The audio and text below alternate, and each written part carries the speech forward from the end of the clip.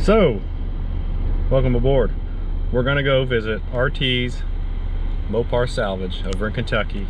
He's got some cool stuff. He got a big hoard of just parts. Maybe some gold in there, who knows? But stick around. I hope you enjoy this episode.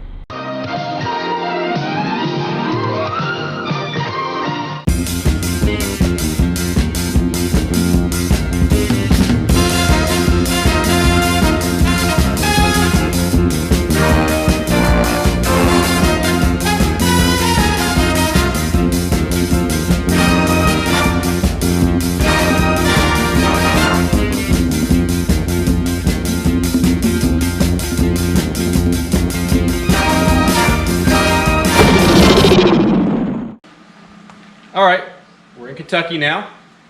I know it's not home, but sometimes you gotta cross the river. This is Kyle. This is RT's Mopar Salvage. He's the one that's helped us out a lot of stuff, so we like to give him a little word, a little email address. You can contact him, and you know you don't really know what he's got until the day, and he's got more. He likes to get lots of stuff. He hits the dealers sometimes when they're having auctions. Gurdon's out of Gordon is a good example. They kept a lot of stuff for years and years and years. He got quite a bit of that, a lot of literature. So he's good on being the investigator to get that sort of thing. He also gets lots from other people, and I'll let him tell you about that in a second. He's got a bunch of stuff today that he's really trying to organize kind of frantically because it's just a mass of stuff, and you're going to see it here in a second. But Kyle, this is Hoosier Garage. Hoosier Garage knows you a little bit, and just tell us a little bit about what you got going on here. What's happening? Well, local guy passed away, and his son called us. They didn't want anything, and we went in and basically just made an offer and bought the contents of 2 buildings, and I think it was 8 or 9 cars and trucks that they didn't want anymore. He was an old Mopar guy from back in the day, and had acquired a lot of things. He was mostly Mopar? Yes. The bulk of it looks like it. And we're slowly trying to get it organized and sell stuff and see what all we got. Wow. Because there's piles of, you know, wipers, power steering pumps, the brakes, valve covers, tail lights, alternators, wiring, slews of wiring, and a lot of it's, well, most of it's not labeled. Yes, that's a big problem. So it's a matter of being familiar with it.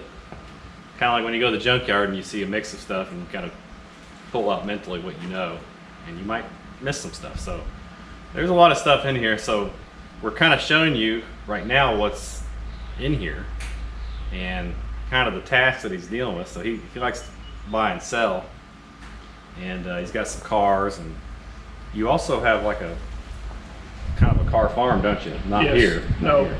In Southern Kentucky, we've got about 100 cars that we part out, and we've saved a lot of those from junkyards and stuff like that. It was crushing out. That's mostly Mopar too, right? Yep, all Mopar. All Mopar. And just kind of a hobby that turned into a side deal. An obsession. Yes. Yeah. Well, that's the obsession to have. So Kyle, how long have you been doing this? Like buying and selling? Started at about 03, buying it seriously, and For a while. yeah. But ever since I was the late 90s, when I was about 17 or 18, I kind of started tinkering. Mm-hmm. That was a good time to collect stuff. Stuff was cheaper back then. Yeah, it was cheaper. It was going up, but it was definitely cheaper than it is now. And definitely have a task here. So, do I see mod top panels in the back there? Yes, mod top door panels. There's what's left of one of the seats on top of that 4-wheeler. That came from a guy near Nolan Lake. He had the whole car, but he wouldn't sell me the whole car. Wouldn't say the whole car. Was he gonna do something with it? Is he one of them that's I'm gonna fix it up someday? He had a couple 69 Roadrunners and he wanted to keep it for a parts car. I said, well, at least sell me the door panels. I'd like to hang them on the wall. And I bought them for $40, I think. Gotcha. And there they are. So tell us about, I think it was Gurdon. Didn't you get a box of fuel pumps? They were still in the box, right? That wasn't Gurdon's, but it was in a state auction. State auction, okay. Yeah. And there was some random Mopar stuff at the auction, and they was having some box lot sales, and there was a box of fuel pumps there, and I gave $5 for the whole box. Right. I didn't know what was in it. Yep. You know, get home, a month or two passed, I finally decided to go through them, and there was an NOS Hemi fuel pump in there. There you go. And it paid for the whole trip. The whole trip. The whole trip. Not just the box, but the whole trip. Yep. So, you know, you're going to run into stuff like that now and then. I think you get that kind of stuff more than not, because we do well. Yeah. But we got a lot of help from people that, like yourself, that look for stuff for me, and word of mouth. Yeah.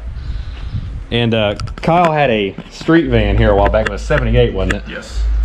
And you didn't know much about it at all. I didn't know anything about it. You was my he's saving grace on that one. Yeah, he sent me a picture of it, and it had the street van emblems on it, and it had like the shag interior.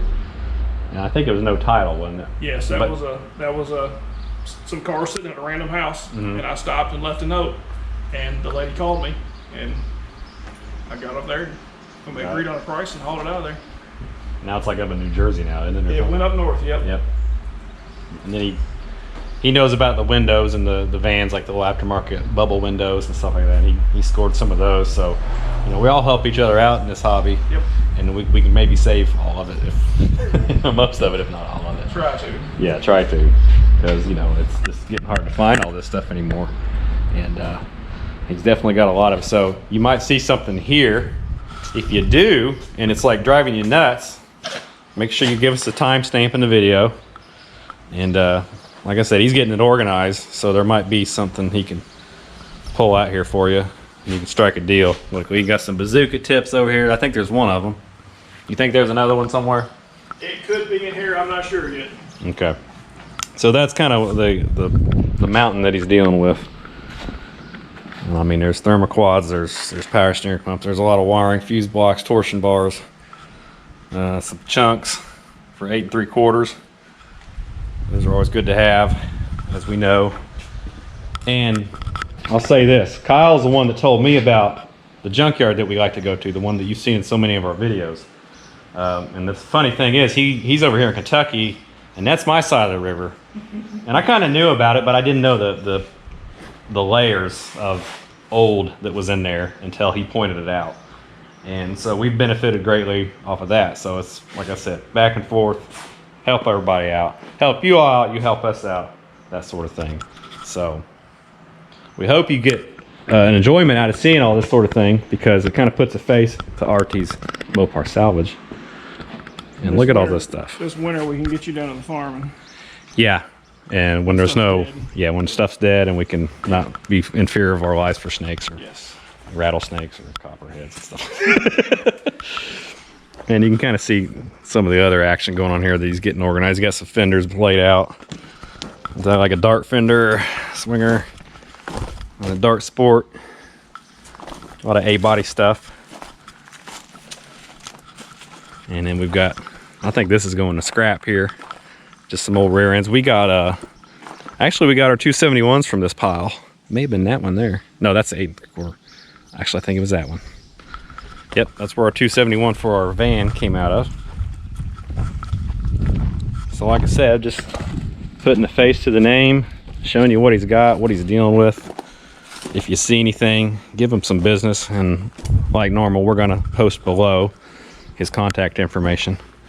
So hope you enjoyed this little trip down here in Kentucky, and we'll keep you updated on the farm down in Kentucky. So good talking with you, Kyle. sounds good. And you too.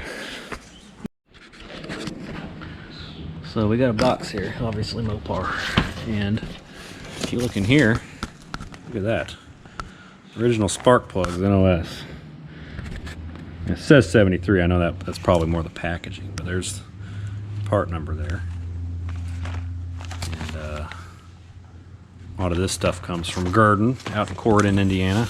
And see, there's a whole box of them. 1, 2, 3, 4, 5, 6, 7. 55 7P is all of them.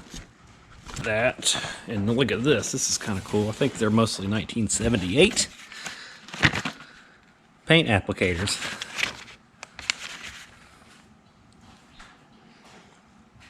Kind of interesting. Yeah. 75, 78. There's just different colors in here.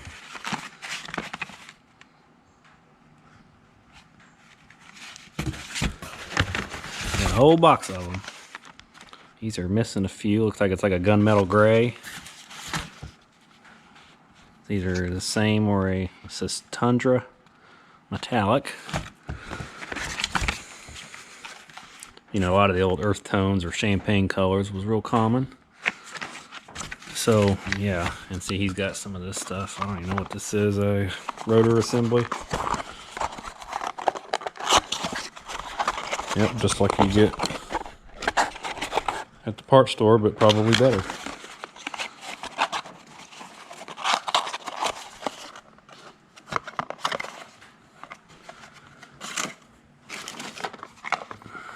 Float assembly. Pump package. Some kind of a switch plate. Have you went through most of these? No. Don't know. So this is, a lot of this stuff's kind of a mystery. A 3-prong situation. It's kind of a rotor thing, ain't it? Looks like it. Looks like it's used, so somebody stuffed it back in the box.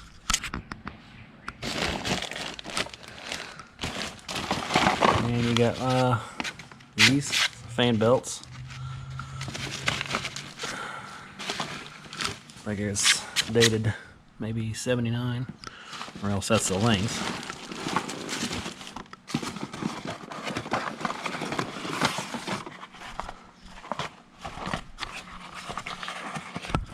There's something here.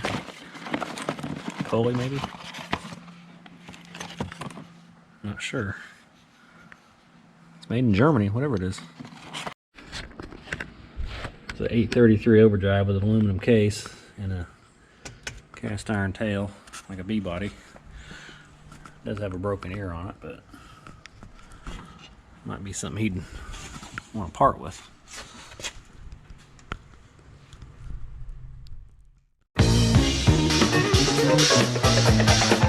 We hope you've enjoyed the preceding short feature.